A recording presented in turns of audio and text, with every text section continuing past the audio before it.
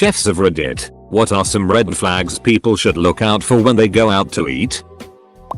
You might have to be a chef to recognize this, but my red flag is going into a busy restaurant and noticing none of the tables have food, or not many customers are yet eating. This usually means the kitchen is going down in flames. One time I noticed this and could see some food slowly stacking up in the window, but no orders coming out. I mentioned it to the server and he replied, "I wouldn't suggest ordering food." He brought our drink check and we left. He was tipped well for his honesty.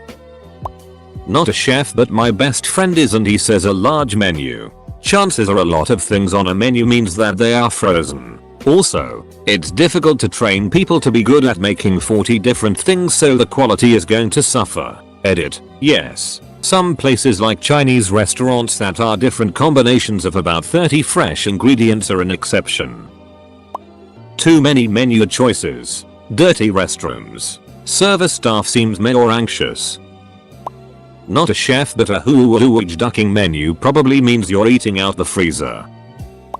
Overworked staff. What cleaning jobs do you think are getting missed if staff are far too stretched and or unhappy at work? Former health inspector here. If there's a self-serve soda machine, go ahead and take a napkin around the inside of the Sprite clear soda available nozzle. If your napkin comes out pink, brown, or orange, skip the soda. A Sprite nozzle should come out clear. If it's pink or orange, then it's slime mold. It's actually a bacteria, but that's what we called it. If it's brown, it's likely cola. But if the cola nozzle was put on the Sprite dispenser and is still brown, you know the nozzles aren't being cleaned properly. Also, go ahead and look closely at the ice chute. I see green algae in those a lot. Edit. I knew someone would teach me something today. The slime mold is a protist, not a bacteria. Still not quite a mold. Closer to a fungi. Almost. Microbiology is rad. Everyone. Edit. Or a bacteria called S. essence. Neato. Edit 3. Maybe Rhodotorula. A yeast. This is likely what all my Subway commenters are seeing. Subway still bakes its own bread, right? Weird. The microwave from Applebee's hasn't chimed in on this thread. Edit. Wow, thanks for the gold. My first time ever. Does it sound like it could be 2 or more restaurants? Example. Sushi and pizza at the same place. They can't do either well. Ask where your oysters come from. If they don't know, you don't want them. Works for most seafood. Actual former chef here. These comments saying, don't eat whatever food on a day of week because it's leftovers. This is called utilization. Specials are just that. Things that we'd rather sell than throw out. Those of us who actually know what we're doing carefully cool down and store things so they have as much menu life as possible. Only an idiot would throw away perfectly good, saleable food if it didn't sell on the first night. For my Nick, people grade pending doesn't mean that the restaurant is awaiting judgment on their health inspection. It means that they failed and are given a grace period to fix their wrongs. I've heard that if you actually smell fish at a sushi restaurant, it's in your and your inside's best interest to hightail it out of there. Not a chef, but ex-restaurant manager. How happy is the staff? Do they seem like they like their jobs? If the staff are miserable, you're not going to get quality food or service. It's worth seeking out restaurants that treat their staff well. If they're treated well, they'll treat you well. Not a chef, but worked at a KFC for a while. So here's a KFC specific thing. There are 2 towel colors for cleaning used at KFC franchises. At least in American ones. No idea about others. There are yellow towels, which are intended for surfaces that cooked foods will touch, and blue towels, which are only to be used in raw chicken areas. This is to prevent cross-contamination. Cooked chicken never touches raw chicken areas, and cooked and raw areas are never cleaned with the same towels. The thing to look out for? Raw chicken areas are usually not visible from the front counter, at least in most locations I've seen.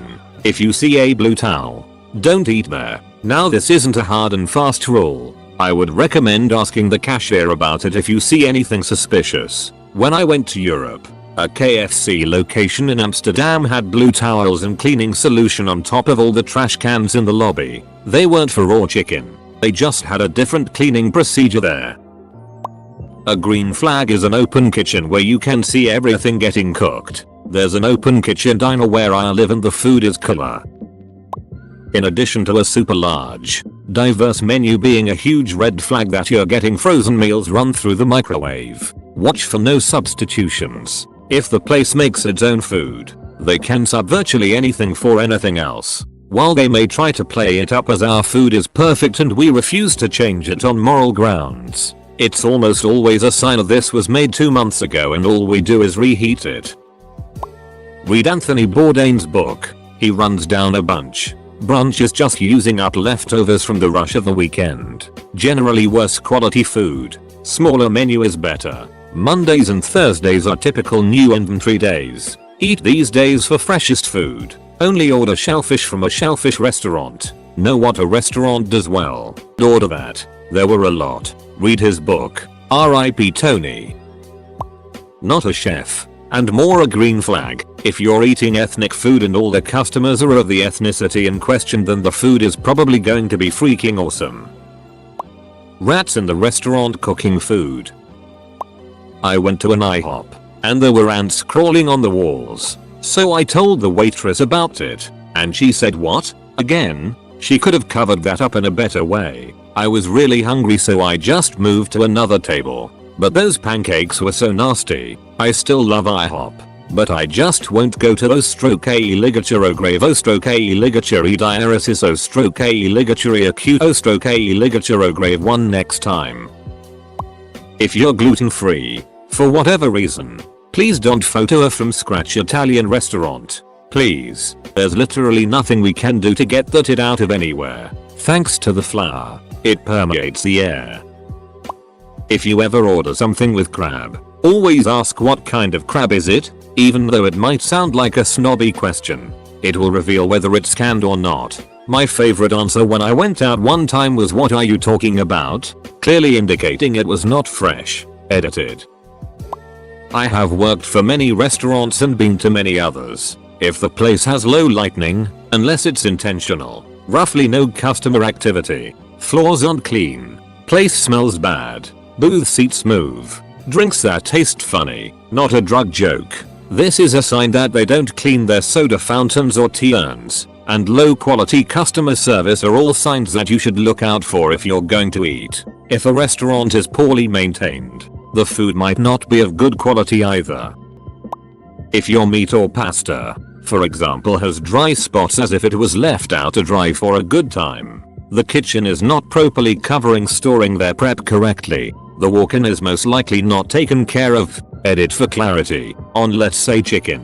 It's still raw. Someone leaves it out. It forms a skin looking almost like jerky, chewy, an orangish yellow color. That spot won't go away because someone has cooked it. Same kind of thing with pasta, but the pasta is always pre-cooked, waiting for you. There is no reason for your sensitive products to be left uncovered for that long.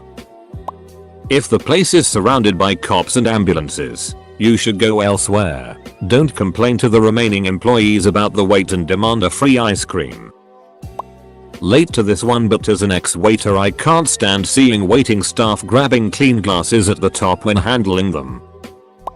I was employed by a national pest control service, and the salespeople told me if the dining room is dirty or gross, do yourself a favor and walk out cause their kitchen is gonna be much dirtier. There are also roaches at expensive restaurants, the same as there are at cheaper places. It's the restaurants that don't clean kitchens properly that attract pests and have continual problems.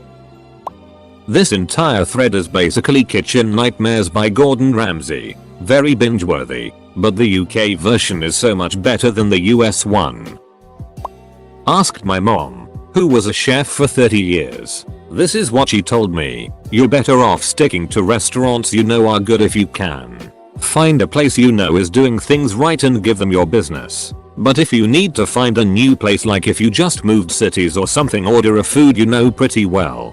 For me, that's always the soups. Mom did soups for a good chunk of her time as a chef. If it's something you know really well, then you'll know if it's good or not. And if they do that well, then the rest of the food should probably be alright too. But if something's wrong with your order, like it's too salty or undercooked or whatever, then there's something wrong with the restaurant. She also said that while a low price isn't indicative of a terrible restaurant, be wary of places that price too high or low for the type of food they serve. A burger place shouldn't cost you more than $15 for a meal, and even that's being generous. And if your fine dining experience is running less than $10 a plate, something is wrong.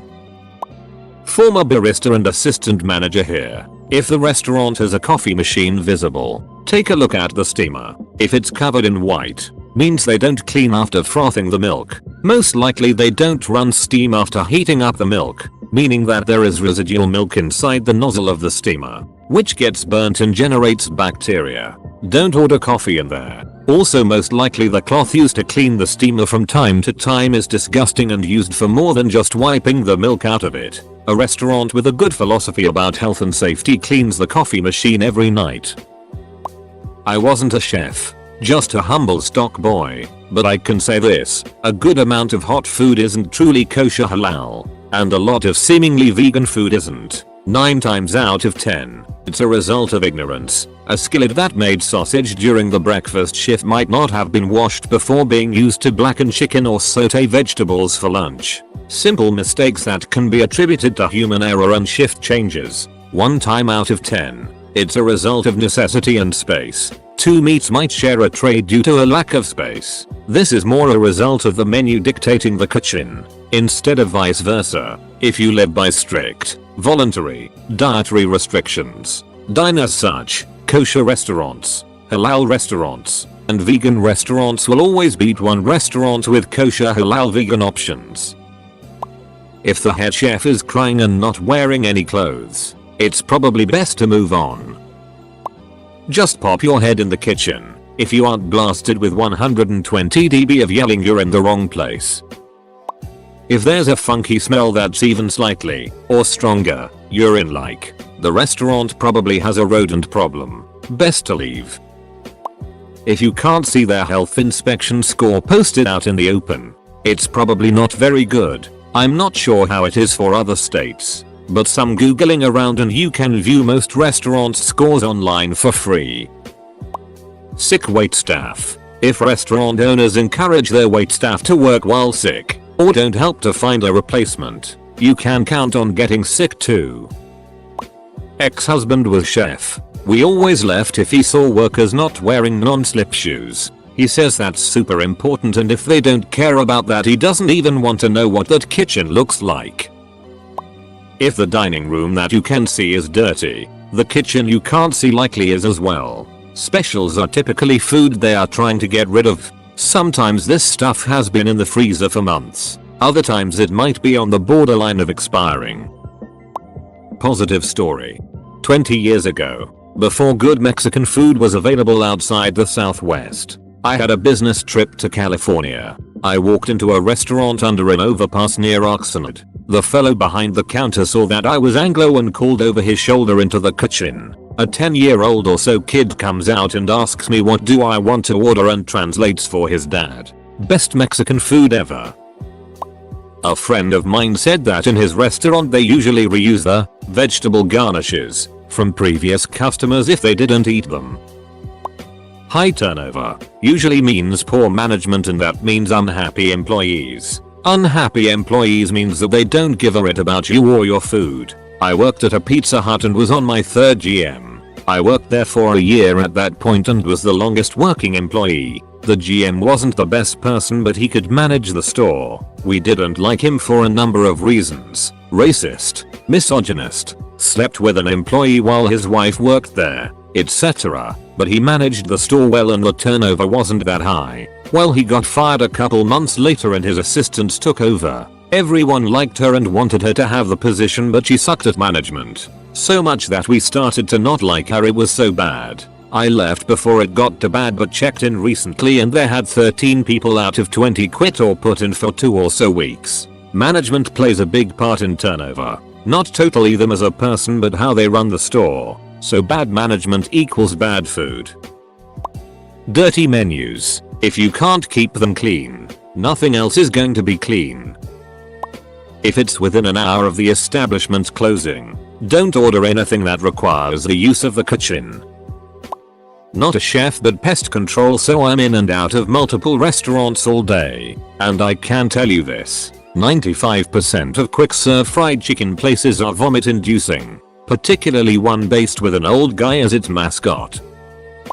My friend is a sous chef and has worked in small restaurants and some of the fanciest restaurants. She said that all restaurants break health codes at some point. All have an employee that doesn't wash their hands or picked up your steak off the floor and served it to you. It's not always the restaurant's fault. Good restaurants will fire the itty employee. The bad ones won't even notice. So, if you don't want to be exposed to health code violations, stay home. Not necessarily a red flag, but a warning. A clean dining hall don't necessarily mean a clean kitchen. If your food comes to you really fast, it most likely means it's pre-made and not fresh. Like faster than it should take to cook. A salad in a minute or two is okay, but with hot chicken in that same time is a bad sign. If you can order a bacon and egg breakfast and be eating in under 2 minutes, it's pre-made. Had this happened before to me. Does the sign out front say Applebee's? Not a chef, but I do work in a restaurant dishwashing and doing prep. Avoid ordering fish that a server is pushing when the specific fish itself isn't one of the specials. That's because there's a good chance that the fish is about to expire and they're trying to get it used up. I once saw a cook eating in the food court outside his restaurant. He picked up the hem of his apron and blew his nose on it. I would say that was a red flag. They can't do your steak rare. The toilets are gross. They use reusable wooden chopsticks rather than metal or disposable. They're situated in a tourist heavy area. As a former kitchen employee, big red flag is seeing a ton of high school guys in the kitchen. I've worked as a server in 5 busy Tyson's Corner, Virginia restaurants, and personally I never want to eat out ever. A slow restaurant is serving old or bad food and a busy restaurant does not clean anything well enough. When people are not being paid a living wage, don't trust them with your life. The ease and convenience of going out to eat comes with so much more than just a high price. Number $2 an hour employee or 16 hours a day employee will care as much about your health and well-being as you do. Not a chef, but if there is a red flag in your food, do not eat the flag. My 2 biggest red flags are anything with a really large menu. If you have that many items, chances are you don't do any of it great. Any big space that's empty during a rush period. Honestly, I know you shouldn't always group think, but everyone is choosing to stay away. There's probably something to it. Not a chef, but I install POS systems all over and I've found that the setup in the outside service area typically matches the kitchen. That is, if you look around and everything is disorganized, dirty, etc. That's probably what the kitchen looks like. Look for loose wires under the counter if you can see it, and the service stations. My dad would always walk in and ask to see the menu and then ask to use the bathroom before deciding on whether or not we would actually eat there. Going to the bathroom often means a walk through or near the kitchen, which gives you a bit of a window into the cleanliness, and in the bathrooms themselves can tell you a lot about the overall standards of the place. I think he turned down at least 2 out of 3 places on average. I would say be nice to your server bartender and listen to their advice. I've been bartending at my current restaurant for 6 years, and while I love the place, there are things I won't eat. My chef is allergic to seafood, but we live in a seasonal coastal tourist town, so seafood is a must. For guests that are nice, respectful, I will gently steer them away from seafood dishes. If you're a D, have a dip buddy. 1. If you order a burger sandwich with beef and they don't ask how you'd like it cooked, probably means it's preheated. 2. As for desserts, if some say homemade and some don't, avoid the non-homemade. It's probably been in the freezer for a week. 3. If the staff doesn't know the menu well, it's because they don't eat the food, which can be a bad sign. I work at a restaurant and it's fucking disgusting. I don't even know where to begin. One time the owner picked the nub of a carrot out of the garbage and told me to use it for soup. I didn't. I watched the head chef handle raw fish, pork, chicken, shrimp, all of it, wipe his hands on his apron, and start handling knives and vegetables. One time our former head chef shoved a hot dog down his throat, shot it back up, called it the hot dog trick, then served it to a child. Our former sous chef used to have sex with the dishwasher in the bathroom. Not was his hands. The soap dispenser in the staff washroom was always empty. Only the kitchen dispenser had soap. And go back to cooking customers' food. All of this, and our restaurant is considered the best and classiest restaurant in town with a Google Maps rating of 4.3 stars and over 200 reviews. I don't mean to ruin anyone's experience, but sometimes there are no red flags. Green flag. There is this one restaurant in town where the local food inspection board goes for lunch meetings. Don't be the first table.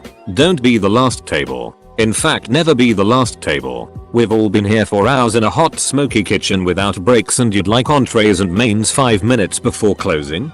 Dude, your meal isn't getting looked after, it's getting fired as quickly as possible. If you're interested in the special, have it Monday. That's waste that's getting reheated. Skip if it's midweek. If you want a burger, go to a burger bar. If you want tapas, go somewhere Spanish. etc etc. Don't turn up at an Italian place and ask for French dressing. I am seeing a lot of the no large menus call outs here. For the most part I agree. However, there are two late 70s restaurants here in Seattle that had very large menus. 13 Coins and Boondocks Sundukas and Green Thumbs. Both had the open line counter and were saute station heavy. So any number of interesting things could be done with inserts of raw ingredients and various meats. Pounded veal and some garlic, shallots and mushrooms, all fresh and prepped for the meal service. For one example, you can do veal parm, veal scallopini, veal piccata, veal marsala, and then use chicken breasts to repeat, but with chicken.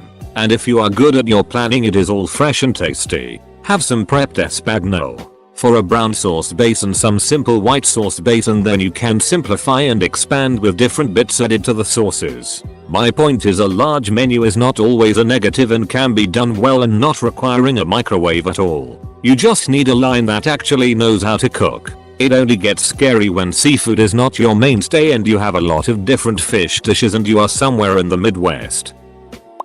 If you can smell the fryer from outside the building, get back in your car and drive on. If they don't maintain the fryer oil, they don't deep clean at all. Nifty tip: if you have to go to the bathroom soon after you eat, you have low-level food poisoning. Now think of the last place you ate that didn't happen. That's a good restaurant. Sadly, they are truly few and far between. That's how Gordon Ramsay made so many episodes of Kitchen Nightmares.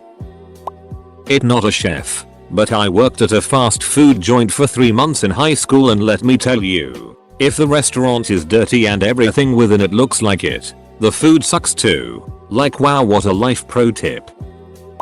The McDonald's ice cream machine is never broken. The employees just say that because they don't feel like making McFlurries every 5 seconds for everyone who comes in. Or it's just being cleaned. Source: my friend worked at McDonald's.